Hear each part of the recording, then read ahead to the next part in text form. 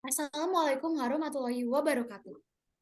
Jadi hari ini dan malam hari ini kami akan memaparkan tentang hidrogeologi sumber daya air Provinsi Sumatera Barat.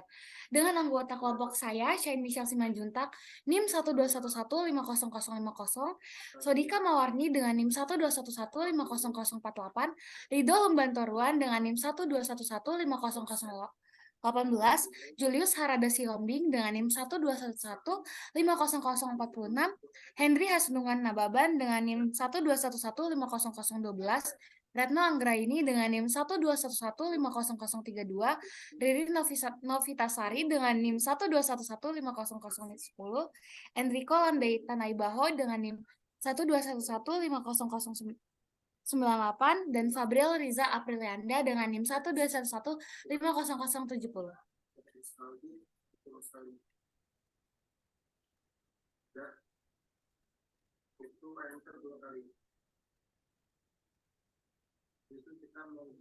Tujuan kami dalam memaparkan hidrogeologi Provinsi Sumatera Barat ini, pertama, menjelaskan konsep dasar hidrogeologi dan penerapan pada studi kasus. Kedua, ada analisis kondisi hidrogeologi suatu daerah untuk potensi sumber daya air.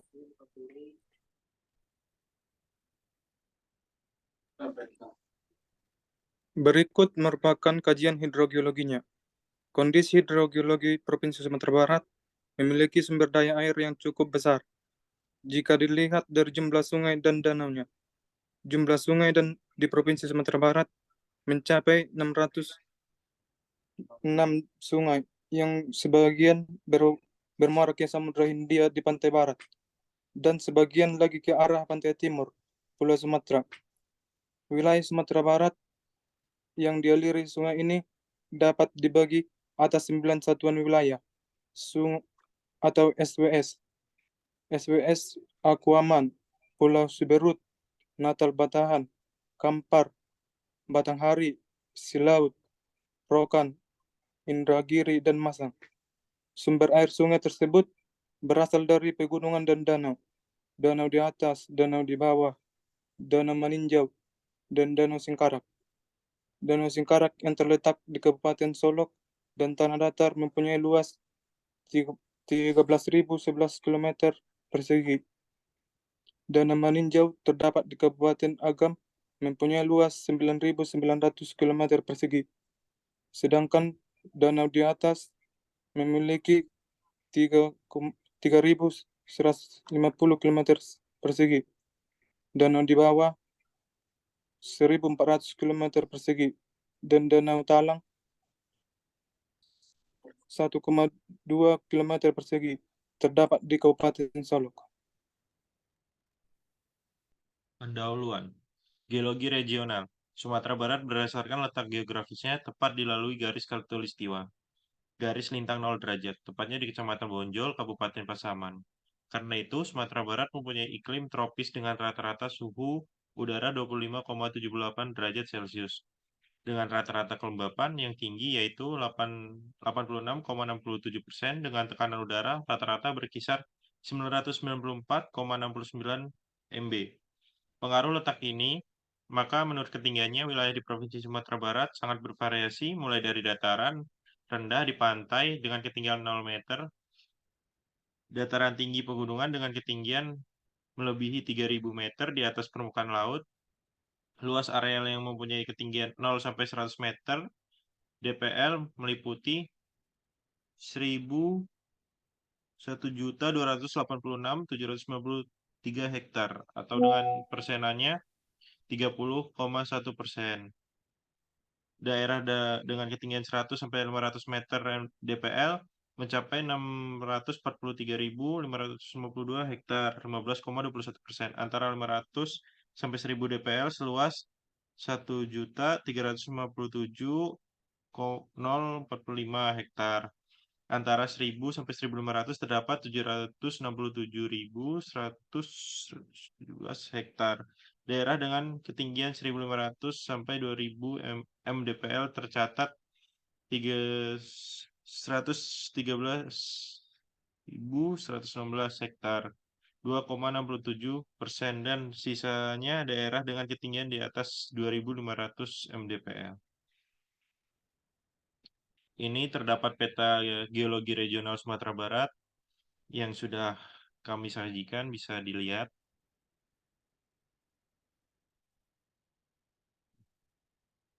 Oke, next.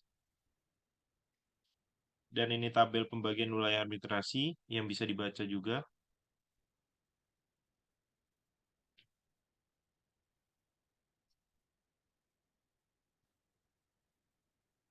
Oke, next. Dan ini peta cekungan air tanah. Mungkin bisa dibaca, dilihat-lihat.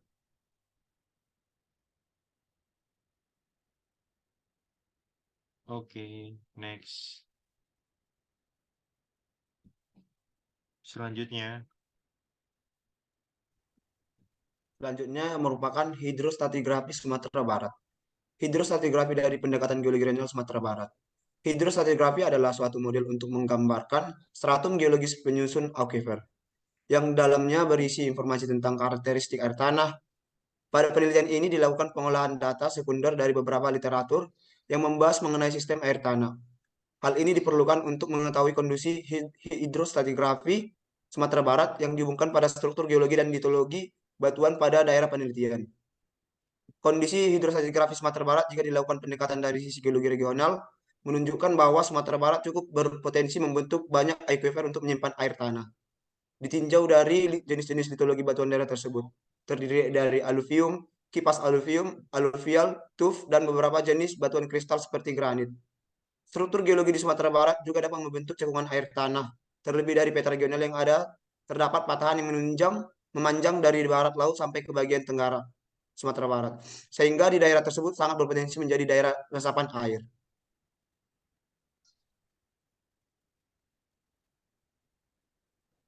Berikut merupakan neraca air Sumatera Barat.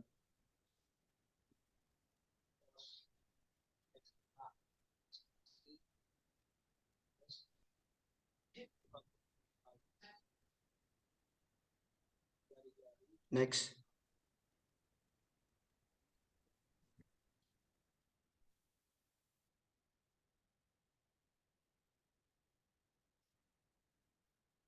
Berikut merupakan sistem input dan output pada salah satu cekungan air tanah. Cekungan air tanah adalah suatu kondisi di bawah permukaan bumi yang dibatasi oleh batuan impermeable. Sedangkan air tanah didefinisikan sebagai semua air yang terdapat di dalam ruangan batuan dasar. Kebanyakan air tanah berasal dari air hujan. Banyaknya air yang meresap ke tanah bergantung pada ruang, waktu, dan kecuraman lereng. Meskipun curah hujan besar, tetapi lerengnya curam, ditutupi material impermeable. Presentasi air mengalir di permukaan lebih banyak daripada meresap ke bawah, sedangkan pada curah hujan sedang, pada lereng landai dan permukaannya permeable. Persentase air yang meresap lebih banyak.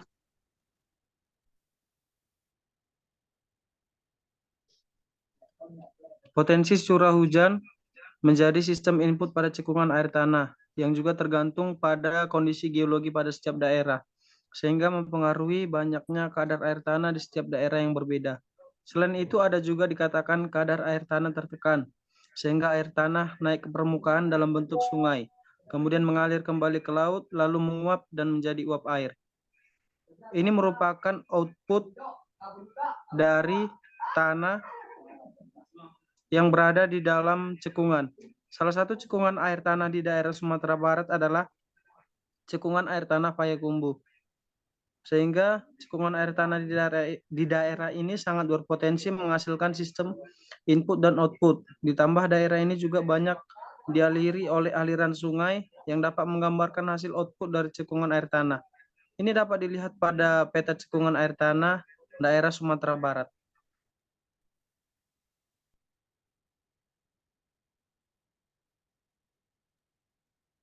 Potensi air tanah.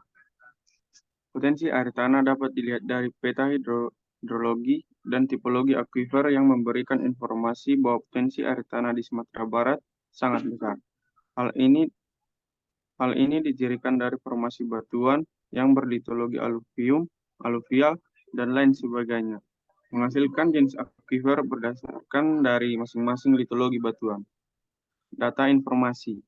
Pada analisis hidrogeologi daerah Sumatera Barat ini, pada penentuan hidrostratigrafi melalui korelasi dengan peta geologi regional dan juga peta cekungan air tanah yang kemudian dirangkum menjadi data yang disajikan dalam bentuk informasi akuifer. Pada perhitungan neraca air, hasil grafik didapatkan dari data curah hujan pada daerah Sumatera Barat yang diambil dari sumber atau literatur.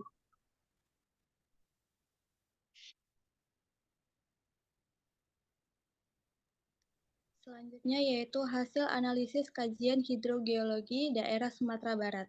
Yang pertama, hidrostratigrafi di daerah Sumatera Barat berdasarkan pendekatan geologi regionalnya menghasilkan banyak jenis akuifer atau daerah resapan air. Sehingga apabila dilakukan pemetaan hidrogeologi sangat baik berdasarkan informasi yang ada. Yang kedua, perhitungan neraca air dari data klimatologi daerah Sumatera Barat. Kurva neraca air mengalami kenaikan dari akhir tahun 2022 dan mengalami penurunan yang cukup signifikan ke tahun 2023. Namun, pada awal tahun 2023 sampai pertengahan tahun mengalami kenaikan secara bertahap. Selanjutnya yaitu sistem input dan output pada cekungan air tanah Payakumbuh dapat menghasilkan air tanah maupun air permukaan yang cukup besar yang ditinjau dari peta cekungan air tanah Sumatera Barat yang dapat dilihat dari aliran air sungai pada daerah tersebut. Selanjutnya yaitu berdasarkan hasil penelitian dari data sekunder yang ada, potensi air tanah di daerah Sumatera Barat dapat dikatakan sangat baik dari jenis-jenis tipologi akuifer yang ada. Sehingga air tanah dari hasil air hujan dapat tersimpan dengan baik dan juga dapat mengalirkan air tanah ke permukaan dalam bentuk sungai.